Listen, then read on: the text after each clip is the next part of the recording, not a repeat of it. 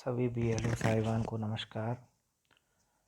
तो जैसा कि आप जानते हैं कि 4 नवंबर से एसआईआर का गणना प्रपत्र वाला फेज शुरू होने वाला है। तो इस वीडियो में हम देखेंगे कि इन्यूमरेशन फॉर्म मतलब कि परिगणना प्रपत्र जो कि हर मतदाता को दिया जाएगा और उनसे भरवा कर वापस लिया जाएगा, उसको किस प्रकार भरना है। तो ये मेरे पास परिगणना प्रपत्र की एक कॉपी है। आपके पास भी जो प्राप्त हुए होंगे वो भी कुछ इस प्रकार ही होंगे। तो इसमें सबसे पहले हम देखते हैं कि सूचियाँ जानकारी किस प्रकार भरनी है। परिगणना पत्र में सबसे ऊपर name and contact number of BLO, इसमें आप बीएलओ का नाम और मोबाइल नंबर होगा। यहाँ पर इस वाले कॉलम में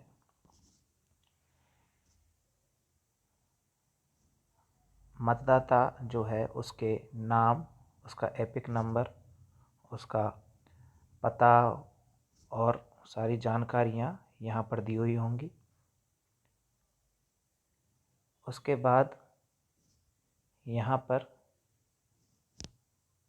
उस मतदाता के क्रम में वो है, भाग संख्या का नाम वगैरह, ये सारी जानकारी उसमें दे रखी हैं।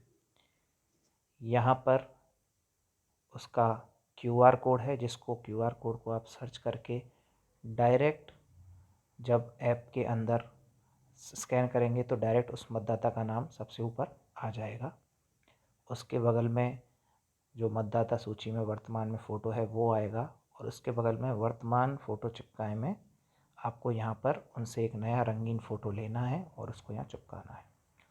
उसके बाद हम आते हैं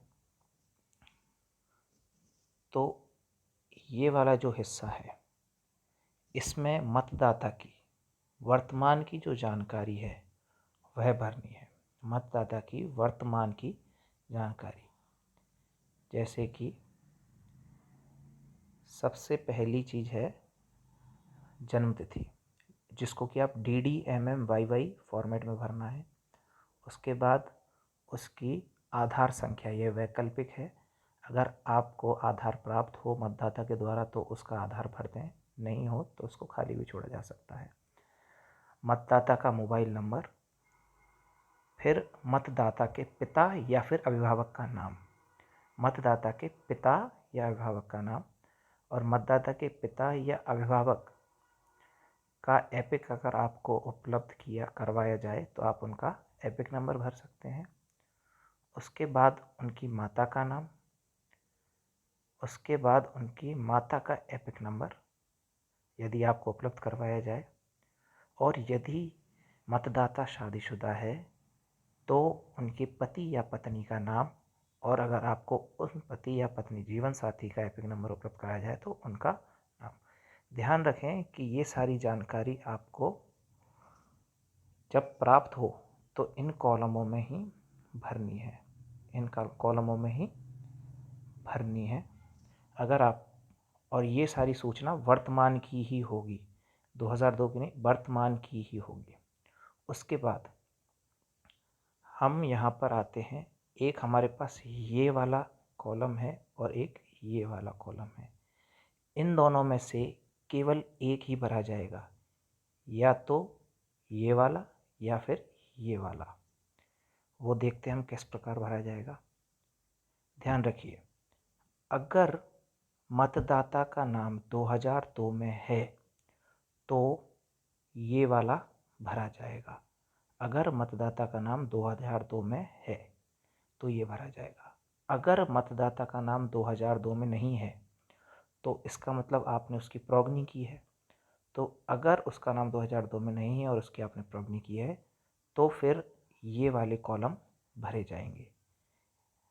ठीक है, तो अभी हम देखते हैं कि मान के चलिए मतदाता का नाम 2002 में है तो उसको किस प्रकार भरा जाएगा।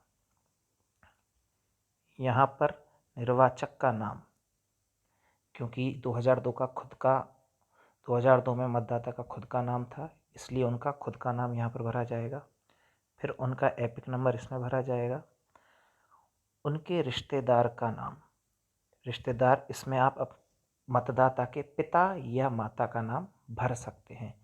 मतदाता के पिता या माता का नाम। अगर पिता का नाम भरते हैं रिश्तेदार के नाम के आगे तो पिता लिखना है, अगर माता का नाम लिखते हैं तो माता लिखना है। फिर 2002 में जो उनकी 2002 की मतदाता सूची में जो भी विवरण था कि वो किस जिले की मतदाता सूची थी, किस राज्य की थी, उस मतदाता सूची में उनका क्या क्रम संख्या थी, भाग संख्या थी, वो सारी 2002 की सूचना इस वाले ऑप्शनों में भरनी है। ठीक है, ये आपको कॉलम तभी भरने हैं अगर मतदाता का नाम 2002 में हो। अगर नहीं होता है तो फिर हम क्या कहेंगे, फिर हम इस वाले कॉलम को भरेंगे। ये पूरे डेटा को भरना है अगर 2002 में उनका नाम नहीं है। इसका मतलब आपने उनकी प्रॉगनी की है। अब प्रॉगनी जब आपने उसकी की है तो किसी न किसी, आप 4 जन के साथ में ही उनकी प्रॉगनी कर सकते हो, माता, पिता, दादा या दादी। इनमें से किसी न किसी एक के साथ आपने कम से कम प्रॉगनी की होगी। तो जिसके भी साथ आपने की है, मान के चलिए पिता के साथ की है तो पिता का नाम यहाँ पर आएगा, फिर पिता का एपिक नंबर यहाँ आएगा। अगर आपने पिता का किया तो पिता के पिता, पिता के भी पिता या माता, मतलब कि मतदाता के दादा या दादी, उनका नाम यहाँ आएगा। और आपने दादा का नाम लिखा होगा तो यहाँ फादर, और दादी का नाम लिखा होगा तो यहाँ मदर, क्योंकि वो आपके पिता की माता या पिता हैं। फिर यहाँ पर जैसा कि मैंने पहले बताया कि इन डब्बों में 2002 में की मतदाता सूची में जो जानकारी थी पिता के बारे में, क्योंकि ऊपर आपने पिता का नाम लिखा, तो पिता की 2002 की सूची में जो जो जानकारियाँ थीं, जिला, राज्य, 2002 में उनका किस जिले में था नाम, किस राज्य में था जिसके साथ आपने प्रॉगनी की, वो सारी जानकारी इसमें पिता की ही भरी जाएंगी।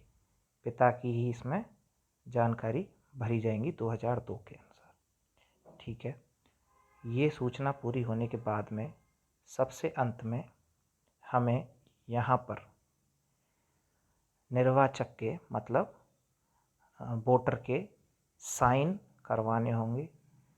अगर निर्वाचक उपलब्ध नहीं है तो किसी रिश्तेदार के आप करवा सकते हैं, और साथ में ये भी लिखिएगा साइन करवाने के बाद में कि वह रिश्तेदार उस मतदाता का क्या लगता है।